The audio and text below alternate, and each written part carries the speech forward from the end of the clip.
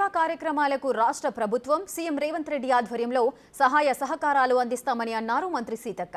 చందానగర్లో Malabar charitable trust, దయా rehabilitation trust సంయుక్తంగా వృద్ధుల కోసం ఏర్పాటు చేసిన గ్రాండ్ మా హోమ్ను, హంగర్ ఫ్రీ ఇండియా కార్యక్రమాలను మంత్రి సీతక్క ప్రారంభించారు.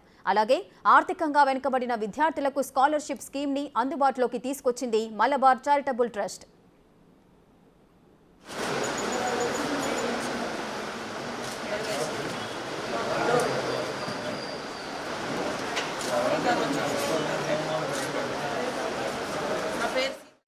ముఖ్యంగా పెద్ద ఇష్యూ ఇప్పుడు కనబడుతుంది. పెద్దలను ఎవరు చూసుకోవాలి? వృద్ధులు, ఓల్డ్ ఏజ్ అనే కంటే నాకు పెద్దలు అనాలనిపిస్తుంది. మనల్ని కన్నీ పెంచి ఇవాళ ఇక్కడ చూస్తుంటే ఇద్దరు కొడుకులు ఉన్నారు, జాబ్ చేస్తుండ్రు కానీ వదిలేసిండ్రు. ఇద్దరు పిల్లలు ఉన్నారు కానీ నా ఆస్తి అంతా తీసుకొని నన్ను బయటికి నెట్టేసిర్రు.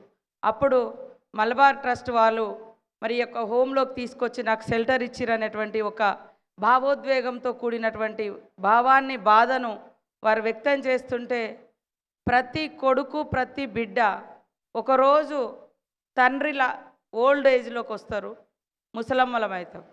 కానీ అది మర్చిపోయి ఇప్పటి స్వార్థం కోసం తల్లిదండ్రులను బయటికి నెట్టేసి ఏదో సంతోషపడుతున్నామని అనుకుంటున్నారు.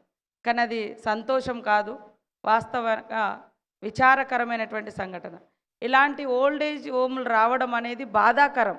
బట్ నిరాశ్రులకు ఎవరో ఒకరు ఆశ్రయం ఇవ్వాలి కాబట్టి ఖచ్చితంగా మరి ఒక మంచి చరిత్ర ఉన్నటువంటి కేరళలో ఒక చిన్న గ్రామంలో ఏర్పడ్డటువంటి మలబార్ ట్రస్ట్ నుంచి అహ్మద్ గారు, వారి బృందము, వారి కుటుంబము, వారి డైరెక్టర్స్, మిగతా స్టాఫ్ అంతా దేశ విదేశాల్లో కూడా విస్తరించి ఇదొక బిజినెస్ కాకుండా బిజినెస్ ద్వారా వచ్చేటువంటి దాన్ని 5% అంటే 5% వచ్చేటువంటి ఆదాయాన్ని ఇట్లాంటి చారిటీ కోసం కేటాయించడం చాలా శుభ పరిణామం.